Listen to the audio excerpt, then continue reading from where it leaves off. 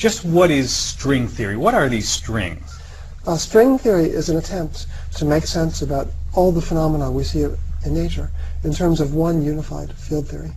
So 20th century physics basically understood reality, or as much as we know of reality, in terms of two big theories. It unites the quantum mechanics that describes the atoms and molecules with general relativity, which describes stars, planets, and galaxies.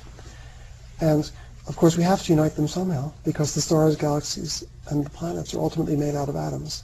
So it wouldn't make sense to have one theory that only works for atoms, while another theory entirely would be used for stars and galaxies. They're all made out of the same stuff, so they have to be described by the same theory. How did we get from the atom to the string? Before string theory, there were elementary particles, lots of them, electrons, muons, and quarks. And to just try to convey the idea, I'll just draw a little dot, which is meant to symbolize a point particle. And as I said, there are lots of them, electrons, muons. Some of them better known to the public, some less. Like maybe you haven't heard of towels, but in my line of work, they're important beasts. Now in string theory, instead of a point particle, you've got a loop of string. But it can vibrate in many different ways. This is one shape it can have. It could be more like a circle, or it could look wavy. And the different shapes the string can take, according to string theory, are the reason that there's so many different kinds of particles.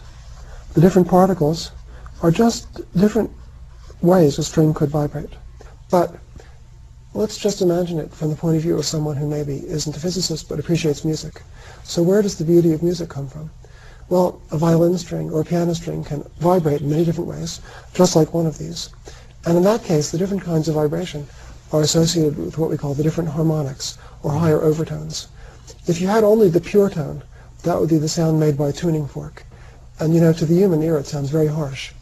The beauty of music comes from the higher harmonics, which give music its richness, and which are the reason that we've got both violins and pianos. So, just like the beauty of music, so the richness of the string comes from the fact that the string can vibrate in many different ways, leading to all the different particles and forces that we see in the universe. In fact, that's also the way we would combine the quantum world, which involves all these particles, with gravity, which from this point of view, Einstein's theory involves one more particle, which is the graviton, or the basic unit of Einstein's gravitational waves. So these vibrations of these strings can unite the two clashes that we have between quantum mechanics and gravity? If this theory actually pans out, then the way it works is that the graviton and all these other particles, which we see in the subatomic world, come from different ways that this string could be vibrating. Now you said something interesting, if it pans out. Yes. Is that a big if? Well, it's of course a big if, because like anything else in science, it isn't in the bag until it's actually in the bag. Well, when's it going to be in the bag? Well, right now it's a bag of tricks. When is it going to be real, you know? I don't know, of course, about the future, but it's interesting to look back at the past, because the trail started in the late 60s, when the first glimmerings of string theory appeared in efforts that physicists were making to understand the strong interactions among protons and neutrons. Mm-hmm. So it's been a long trail of discovery since then, full of surprises. And in each decade we've learned that the way we understood the theory a decade before was very naive. Then physicists stumbled onto this new framework where there were a lot less theories that were possible, and they all involved gravity. So instead of general relativity being impossible in the standard framework, it was necessary in this new framework. And that's a good proof then. Well, that's a very good encouragement that it's on the right track, yeah. And it certainly was the single most important thing in getting me excited. Mm-hmm. So it's great to have a theory that forces you to have gravity instead of the old framework where gravity was impossible. And weren't there 5 possible theories for string theory? The traditional viewpoint back in the 80s was that there were 5 possible string theories, which was a big improvement over physics as it had been before, because in the standard quantum mechanical framework, there are all kinds of theories you could have, in fact, infinitely many of them. What we learned in the 90s was that the different string theories, as we'd known them traditionally, were actually different aspects of one bigger theory. It's a little bit as if one string theory described the tusk of the elephant, one described the tail, one described the elephant's ears, and another described the trunk.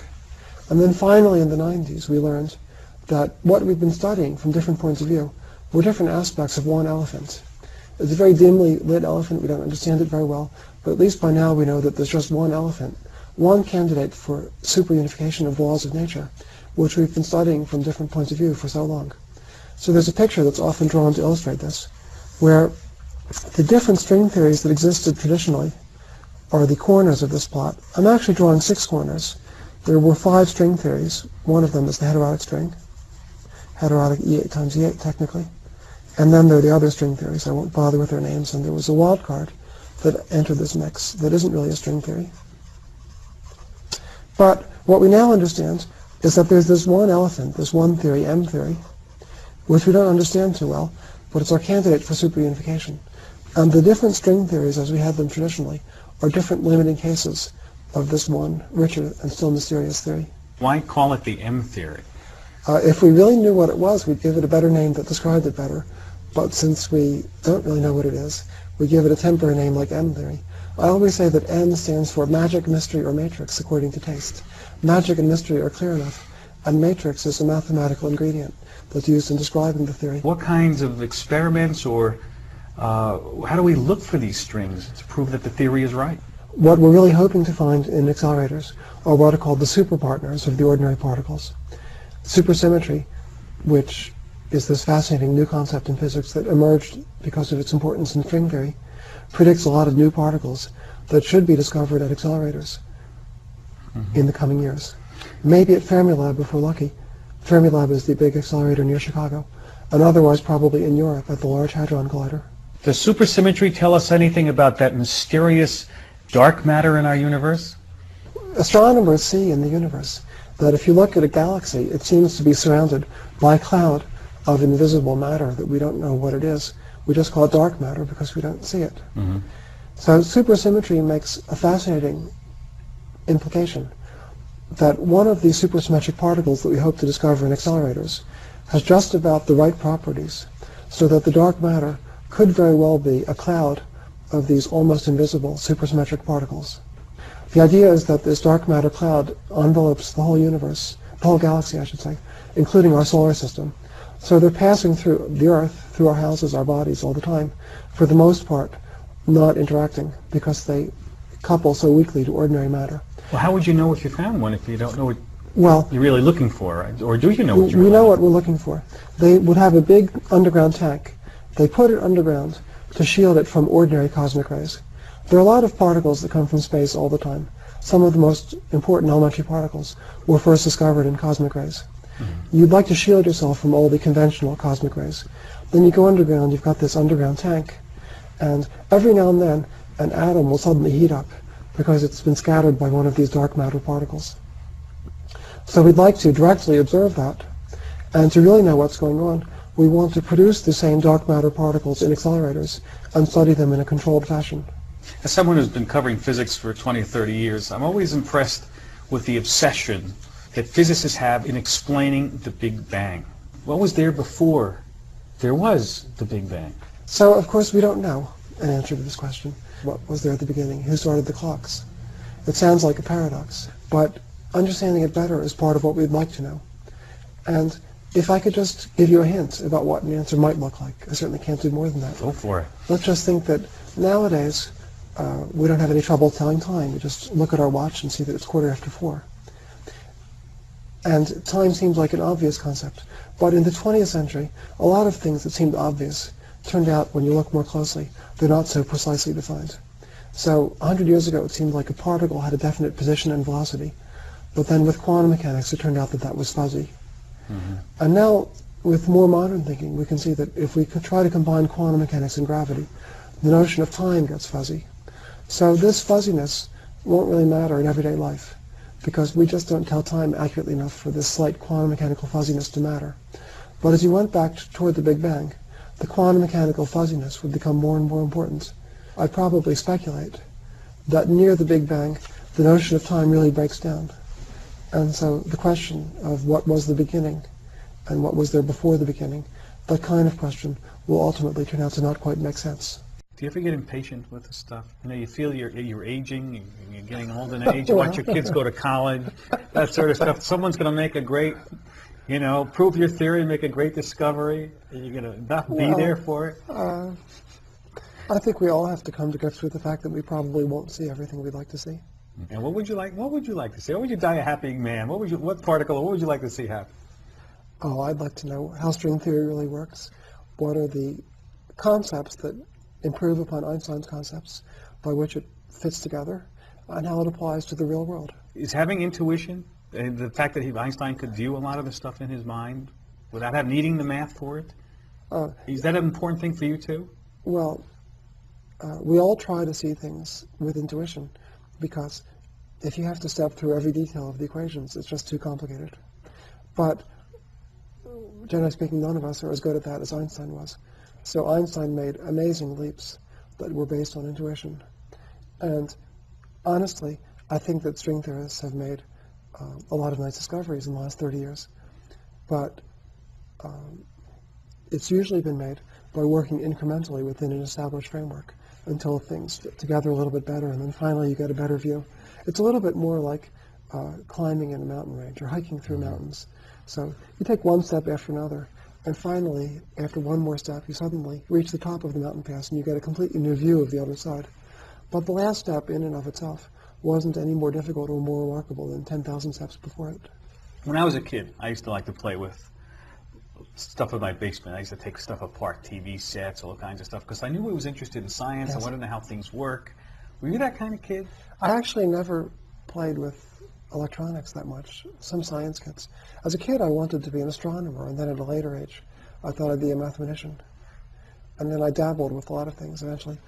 But my natural talent was in math and physics, so that's where I ended up. But you were a history major at Brandeis, right? Can't deny that one. Well, why would you want to deny that? You wouldn't really want to deny that. You were No, I history wouldn't want to deny it, but let's just say that for a while I was interested in history and linguistics and other things, but my natural talents really brought me back in the direction of math and physics. Is it just curiosity? I mean, you must need a lot of curiosity to feed yourself in this business, to feed mental energy. Well, it's curiosity, but one thing I find is that when I want to relax, I enjoy reading things that aren't necessarily about physics, or at least not about the kind of physics I do. But it's more fun for me to read things that are true than to read a novel. So I would much rather read magazines on archaeology or magazines on astronomy, even though they might be written for amateurs. After all, I'm a little bit of an amateur astronomer. My son and I have got a telescope. We go out and look at the skies. I'm with you. I got one also. I go in the backyard and look at the stuff. And you ever look at the moons of Jupiter? Yes. And aren't you suddenly have a mind meld with Galileo when you're doing that? I get this feeling. I know exactly the excitement that he had when he saw. It's exciting to see it, but it's hard to imagine fully how exciting it must have been to see them for the first time. Yeah. So I try to imagine it sometime, but it's hard to fully imagine. Your job is tough enough. I mean, having to synthesize ideas, and especially in a world in superstring theory and string theory where there's not a lot of data Yes. to go on. So what keeps you going? I mean, getting out of bed and continuing. We don't have so many clues, but they're big clues, like the existence of gravity, the fact that string theory makes gravity inevitable, while the pre-string framework of physics actually made gravity impossible. We've got some big clues like that. Another big one has to do with hints from accelerator experiments that supersymmetry is beginning to appear. So we don't have a lot of little clues, but we've got a few big ones. My colleague Steve Weinberg always used to say that sometimes physicists are like elephants who eat lots of food of very low nutritional quality, and sometimes they're more like lions who only eat now and then, but their meals have a very high nutritional value. So obviously, as a string theorist, one has to work a little bit more like a lion than an elephant. But that's life. Mm-hmm. Some people say this is so esoteric that there are doubting Thomases out there that this could be true. Is that correct? Well, people often ask how such an ambitious theory as string theory could ever be completely tested. Maybe you could test a big piece of it by discovering supersymmetry, but string theory is even more ambitious than that. And how could you ever really experimentally probe all that? But the whole history of physics shows innumerable times when theories that looked like they'd be impossible to ever test were tested. If you go back to the 1930s, you'll see that gravitational waves, black holes, neutron stars, and even neutrinos were big ideas that all seemed practically in the category of science fiction, because nobody could imagine how any of them would ever be tested. But then, by the 60s and 70s and 80s, they in fact all were tested, and some of them are now used routinely. as ingredients in other experiments. So in many cases, they were tested because of other discoveries that were made that weren't foreseen. Other things happened. If you could foresee everything that's going to happen, science wouldn't be so exciting. Let's talk a little bit about this institution.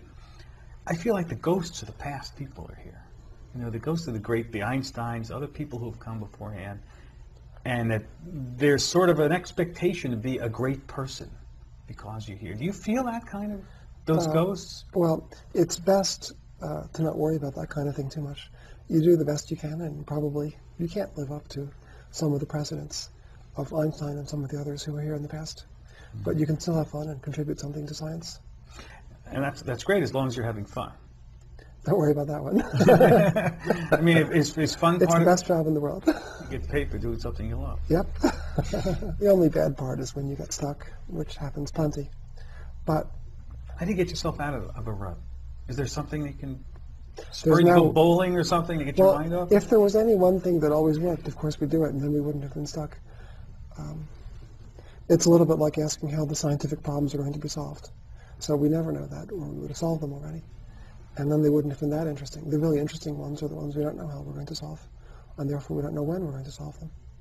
So you try to learn something new, you talk to somebody you haven't been talking to, you read a paper you hadn't paid much attention to, you hope to get lucky.